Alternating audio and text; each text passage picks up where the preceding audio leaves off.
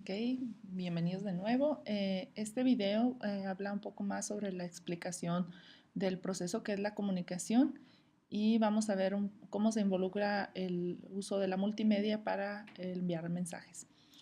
Entonces, bueno, pues como lo mencionamos en la clase pasada cuando hablábamos del teléfono descompuesto y cómo el poder enviar un mensaje de la manera correcta por los canales adecuados favorece mucho el que el mensaje se reciba de manera adecuada. Hablamos que había tres actores importantes en el envío de un mensaje o en el proceso de la comunicación, lo cual es el emisor, el receptor y el mensaje. El emisor trata de enviar un mensaje el cual normalmente se codifica en el lenguaje que vamos a utilizar. La codificación significa el formato en el que voy a enviar el mensaje. En el ejercicio nosotros decíamos, bueno, si voy a transmitir el mensaje de manera verbal o tal vez lo voy a transmitir de manera escrita, podía ser también actuado. Entonces, el mensaje se va a transmitir a través de alguno de estos canales y va a ser decodificado por el receptor para poder entender qué es lo que trata de transmitir el emisor. Entonces, ese es el proceso de la comunicación. Y bueno, pues ¿cómo se involucra la multimedia en esto? Lo mencionábamos con anterioridad, pues integrar todas esas herramientas que ya conocemos de imagen, de audio, de video y animar la información de manera que podamos transmitir las ideas en una forma más creativa y original, pues va a requerir el uso de tecnología y pues eso es a lo que le llamamos la multimedia. Eh, Se menciona que existen diferentes tipos de medios de los cuales podemos destacar en los medios digitales simétricos, que esto los habíamos mencionado por ahí en su clase de creatividad, y simétrico significa que el mensaje puede ir de ida y de regreso por el mismo canal de transmisión. Esto se puede ejemplificar utilizando, por ejemplo, el WhatsApp o el FaceTime o cualquiera de los correos electrónicos, las redes sociales, pues son simétricas porque pueden ir de ida y de regreso. Una llamada telefónica puede ser también un ejemplo de un medio digital simétrico, mientras que los asimétricos serían aquellos en los cuales el emisor envía un mensaje, pero esto no quiere decir que podamos tener una retroalimentación instantánea del receptor. Este video es un ejemplo de un medio asimétrico en el cual yo grabo este video y posteriormente ustedes reciben la información, pero yo no estoy viendo una retroalimentación instantánea de de cómo se está recibiendo el mensaje. Entonces, esa sería la diferencia. Por otro lado, mencionamos también otros conceptos ya que nos ayudan a entender cómo trabaja nuestro cerebro o por qué es importante utilizar la multimedia para poder estimular al cerebro a poder recibir los mensajes y para eso pues tenemos que conocer que tenemos tres tipos de memoria, las memorias, la que se llama perceptual, una memoria que es la de memoria de trabajo y la de largo plazo. ¿Qué diferencias hay entre estos tipos de memoria? Esto lo explica el texto muy claramente. Más adelante les mostraré un diagrama que nos ayuda a entender, pero aquí quisiera detenerme un poco de cómo trabaja nuestro cerebro. Y esta imagen que ven aquí, pues es es una línea donde se ve la actividad cerebral medida a través de ciertas horas del día.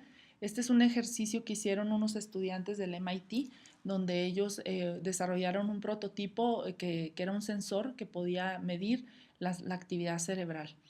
Y bueno, pues era un sensor que se podía utilizar sin ser invasivo y que se podía colocar en la mano, por ejemplo. Y pues aquí estamos viendo durante varios días estuvieron midiendo la actividad cerebral de una persona en diferentes horarios del día. Y vean la gráfica donde se ve movimiento cerebral, pues ahí es una figura en la cual podemos ver aquí en esta parte de aquí mayor movimiento, aquí en esta parte se ve menor movimiento. Y pues aquí la idea sería que ustedes me dijeran en qué actividades podría estar realizando una persona mientras está aquí, si estaba dormida o si estaba leyendo o si estaba viendo una película.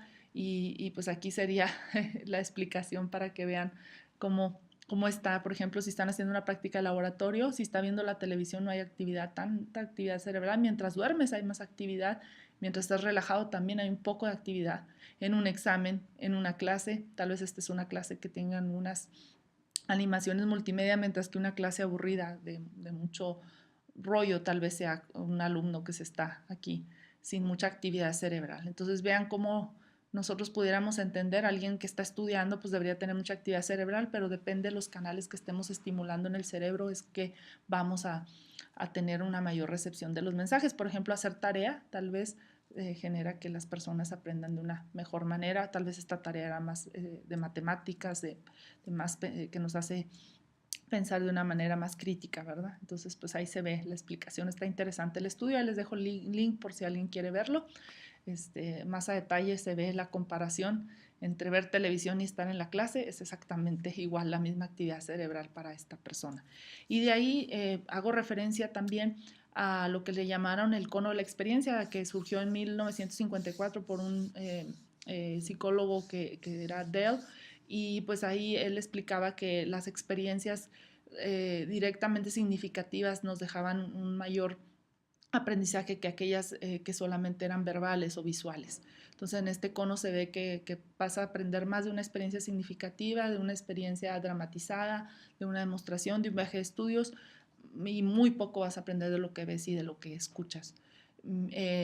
Más adelante, por allá en los 90, se habló de que podíamos medir que solamente el 10% de lo que lee la persona se retiene. Esto realmente no está comprobado científicamente, surge del cono de Dell, pero pues efectivamente no sabemos si solamente el 10%. Yo creo que aquí depende mucho de qué tipo de medio estás utilizando para leer, o si la lectura es interesante, o si hay ciertos estímulos mientras estás leyendo, mientras estás escuchando. O mientras ves. Entonces realmente estos porcentajes no están científicamente probados, y esto es solamente un patrón de referencia, ¿no? Que establece que se aprende más de ciertas experiencias, lo cual con esto estamos muy de acuerdo.